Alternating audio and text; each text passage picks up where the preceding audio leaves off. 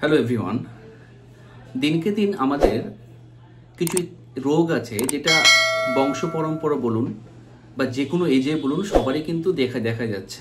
তার প্রধান কারণটা হচ্ছে লাইফস্টাইল বা সেডেন্টারি লাইফ লিড করা। প্রচুর রোগ আছে, তার মধ্যে সবথেকে একটা কমন রোগের নিয়ে আলোচনা করছি আজকে, যে রোগটার নাম হচ্ছে পাইলস বা হেমোরয়েডস বা অর্সো। গ্রামগঞ্জে এটার নাম অনেকে জানে হারিস নামে।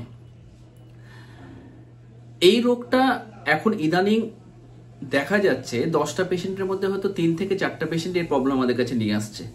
তার প্রধান কারণ অন্য কিছু না, তার প্রধান কারণ হচ্ছে কমপ্লিটলি ডায়েট মেনটেন ঠিকঠাক হচ্ছে না, আমরা এক্সারসাইজ ঠিকঠাক করে করছি না, উঠে বসেই থাকছি, দিনকে দিন আমরা মোটা সোটা হয়ে যাচ্ছি, তার জন্য সমস্যা হচ্ছে। তার সাথে সাথে নাইট ওয়াচিংও একটা ফ্যাক্টর ক্রিয়েট করে। তো এটার কোনো অ্যাভারেজ কোনো এজ নেই বা কোনো রকম জেন্ডার কিছু নেই। ছেলে মেয়ে হোক বা ছোট বাচ্চাদের থেকে শুরু করে ইয়াংদের থেকে শুরু করে মিডিল এজ বা ওল্ড এজ সবারই ক্ষেত্রে এই প্রবলেমটা কিন্তু এখন কমন বলতে পারেন। তো আজকে যে ব্যাপারটা নিয়ে আলোচনা করব যে পাইলস বা হেমোরয়েডস বা অর্সো কি খাবার আমরা অ্যাভয়েড করব। টোটাল 10 রকম খাবারের কথা বলবো, যে খাবারগুলো খেলে আমাদের পাইলস বা অর্সো বা হেমোরয়েডস কিন্তু বাড়তে শুরু করে, এবং আর 10 রকম খাবার বলবো যে খাবারগুলো খেলে পাইলস, হেমোরয়েডস বা অর্সো কিন্তু কমে। আমি doctor MD S Azam, consultant homeopathy physician, BHMS honours, medical officer, কালচুক 3 রুরাল হাসপাতাল। আমরা আলোচনা করছি এখন যে টোটাল কোন 10টা ফুড আমরা অ্যাভয়েড করব পাইলসের জন্য। প্রথম 1 নাম্বার যেটা হচ্ছে প্যাকেটিং ফুড। প্যাকেটিং ফুড বলতে যেগুলো প্যাকেট ফুড মানে ফ্রোজেন কিছু মিট, তার সঙ্গে ফ্যাট ফুড কিছু, যেগুলো আমরা হয়তো মাইক্রো ওভেনে গরম করা কিছু ফুড, এই খাবারগুলো অনেক সময় খেলে আমাদের কিন্তু কনস্টিপেশন হয়, ইনডাইজেশন হয়। এতে কনস্টিপেশন হওয়ার জন্য কি হয়, হেমোরয়েডাল ভেনে প্রেশার ক্রিয়েট করে, এতে কিন্তু হেমোরয়েডস বা পাইলস কিন্তু দেখা যায়। পাইলস বা হেমোরয়েড হলে আমাদের অনেক পেশেন্ট অনেক রকম সিমটম নিয়ে আসে। কেউ বলে ওই জায়গাটা ইচিং হচ্ছে, কিছু বেরিয়ে আছে বলে একটু নোডুলের মতো বা একটা টিউমারের মতো বা একটা ছোট্ট গাছের কণার মতো অনেকজন বলে। অনেকজনের ব্লিডিং হয়, অনেকজন জ্বালা, পেশেন্ট বলে আমার প্রচুর জায়গাটা জ্বালা করছে, প্রচুর এই ধরনের সিমটম আমাদের কাছে নিয়ে আসে। তো আমরা প্রথম যে ফুডটার কথা বললাম প্যাকেটিং ফুড, এটা কিন্তু আমরা নিষেধ করব, স্পেশালি যাদের হেমোরয়েডস বা পাইলস হয়ে আছে। 2 নম্বর হচ্ছে রেড মিট। দেখুন, রেড মিটের কথা যদি বলি তাহলে এমন কোনো রোগ নেই যে রেড মিট দায়ী না। আপনি রেড মিটের কোনো রকম ভাবে রেড মিট কিন্তু আমরা অ্যাডভাইস করতে পারি না কোনো রোগের জন্য যে এই রোগটার জন্য উপকারী আছে। তো রেড মিট সমস্ত রোগের জন্য কিন্তু বাড়বাড়ন্ত। তো রেড মিট স্পেশালি খেলে কনস্টিপেশন হয়, ইনডাইজেশন হওয়ার চান্স থাকে, এতে কিন্তু আমাদের পাইলস বা হেমোরয়েডস কিন্তু বাড়ার চান্স থাকে। তো ওই জন্যই আমরা রেড মিটটা কিন্তু অ্যাভয়েড করব। 3 নাম্বার হচ্ছে সল্টি ফুড বা সল্টি ফুড স্পেশালি কি ধরনের প্যাকেটিং, যেগুলো আমাদের প্যাকেট ফুড যেগুলো পাওয়া যায়, তার সাথে চিপস যেগুলো পাওয়া যায়, বিভিন্ন রকম চিপস আমরা খাই।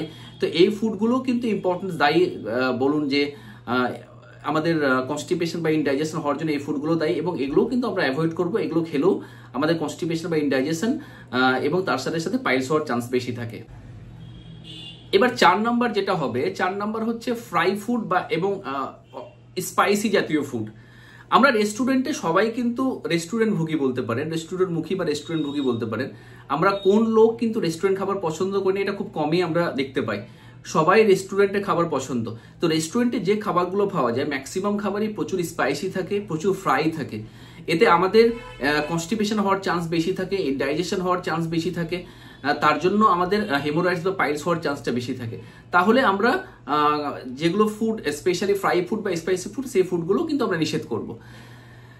এটা হচ্ছে 4 নাম্বার পয়েন্ট। 5 নাম্বার হচ্ছে ডেয়ারি প্রোডাক্ট। ডেয়ারি প্রোডাক্টের মধ্যে কি কি থাকবে, আইসক্রিম, তার সাথে সাথে কেক, তার সাথে সাথে হয়তো স্পেশালি কিছু ডেয়ারি আরো পাওয়া যায়, সেগুলো আমরা নিষেধ করব। তার কারণটা হচ্ছে এর মধ্যে প্রচুর পরিমাণের গ্লুটেন থাকে।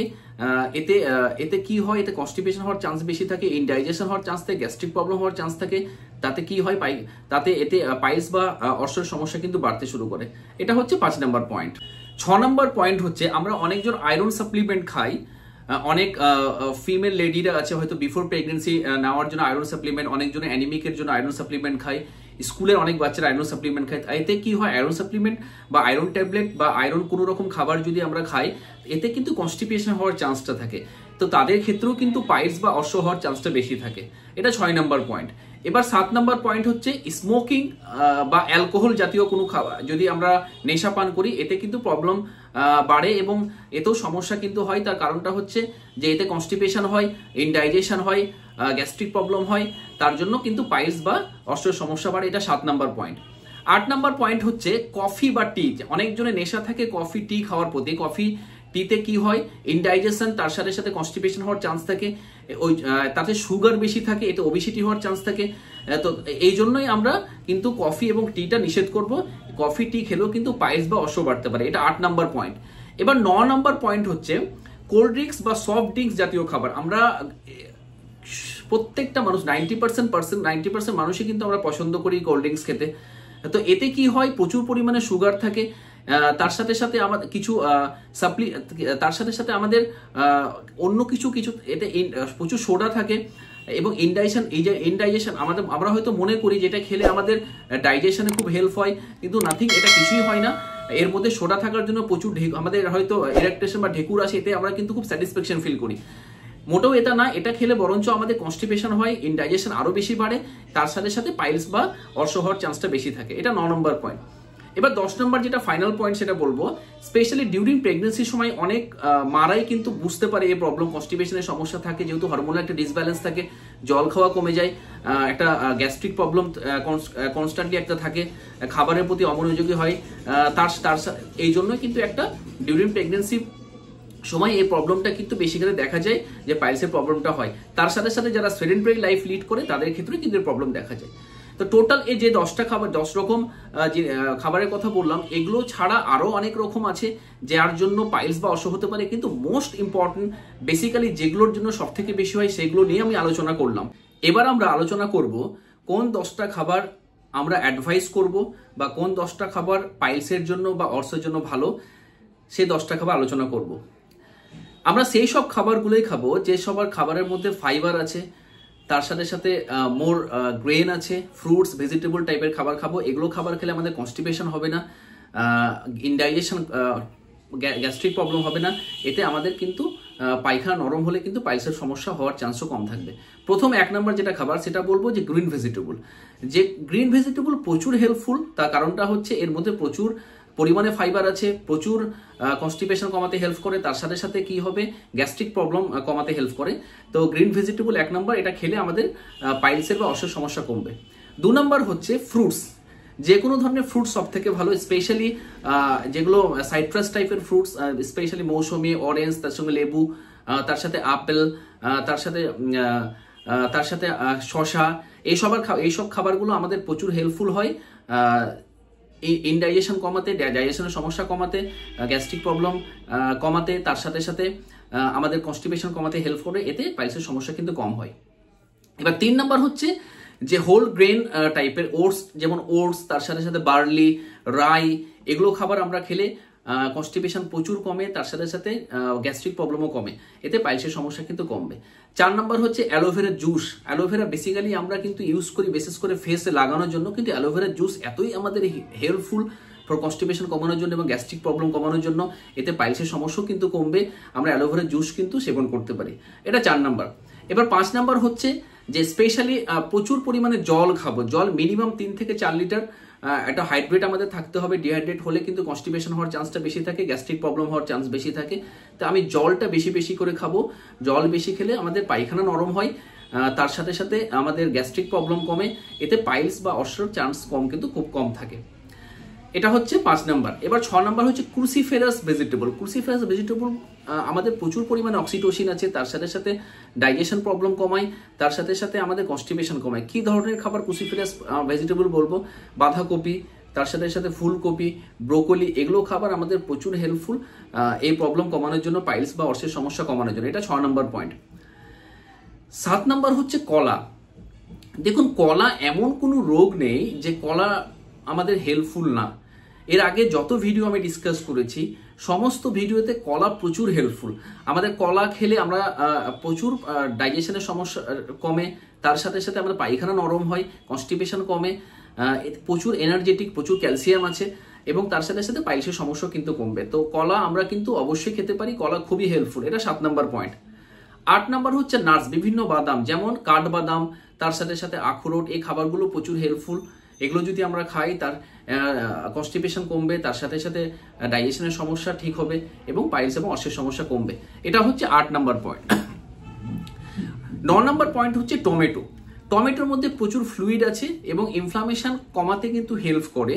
আমরা যদি টমেটো খাই, ভিটামিন সি প্রচুর আছে, কনস্টিপেশন কমাতে হেল্প করে।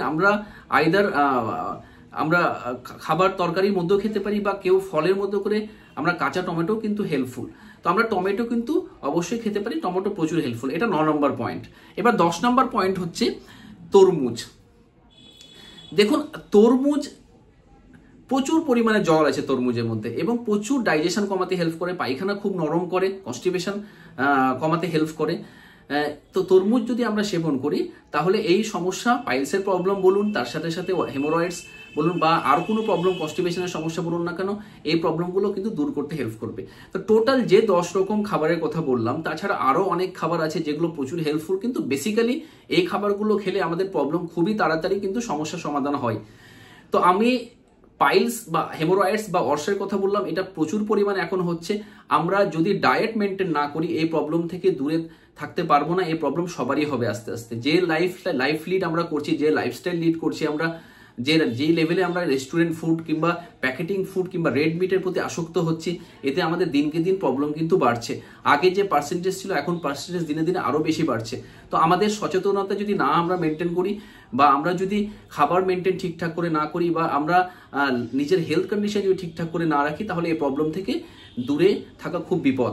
তো আমাদেরকে অবশ্যই এই খাবারগুলো, তার সাথে সাথে আরও এক্সারসাইজ আছে, ওবেসিটি মেনটেন, আরও কিছু আছে। আলটিমেটলি যদি কোনো প্রবলেম আমাদের হয় তাহলে কিন্তু আমাদের আলটিমেটলি খুবই সমস্যা হলে আমাদের কিন্তু মেডিসিন অবশ্যই খেতে হবে। যেহেতু আমি হোমিওপ্যাথি ডক্টর, কিছু স্পেসিফিক ওষুধ আমাদের খুবই ভালো কাজ করে, কিন্তু তার আগে অবশ্যই একটা টেস্টিং এর প্রয়োজন হয়। টোটালিটি অফ সিমটম না করে কোনোদিন ওষুধ দেওয়ার নিয়ম নেই। কিন্তু যেসব ওষুধগুলো বেসিক্যালি আসে ব্লিডিং পাইলসের ক্ষেত্রে, যেসব পেশেন্টদের ক্ষেত্রে ব্লাড আসে তাদের ক্ষেত্রে ফসফরাস, হেমামালিস খুবই ভালো রেসপন্স করে। বেশি ব্যথা হলে নাইট্রিক অ্যাসিড, তার সাথে সাথে অ্যাসিড মিউ খুবই ভালো রেসপন্স করে। অ্যালোসকটিনা খুবই ভালো রেসপন্স করে। ব্রায়োনিয়া, নাক্সভূমিকা, এগুলো প্রচুর ভালো ভালো ওষুধ আমাদের ক্ষেত্রে আছে। কিন্তু অবশ্যই ওষুধগুলো খাওয়ার আগে একজন ডাক্তারের পরামর্শ না খেলে প্রবলেম কিন্তু অন্যদিকে যেতে পারে। তো অবশ্যই এই ওষুধগুলো আপনারা নিজের ইচ্ছায় প্লিজ খাবেন না। প্লিজ আপনার নিয়ারেস্ট কোনো ডক্টর যদি থাকে তাহলে অবশ্যই সেটা কনসাল্ট করে আপনারা খেতে পারেন।